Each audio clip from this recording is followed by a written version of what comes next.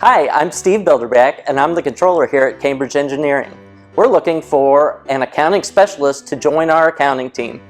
So who is Cambridge? Cambridge is a 55-year-old family-owned company that makes heating and ventilation equipment for the commercial industry. We have about 140 employees, and we are a growing company. We have a strong employee culture here, and we practice 2-second lean, and we empower our employees so that they can improve themselves in a personal and professional manner.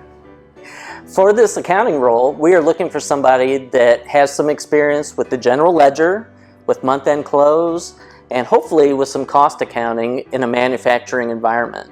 If you would have Epicor experience, that would be a plus. And we need somebody who is good at problem solving, working on their own, and would have a strong work ethic. We have a relatively small accounting team.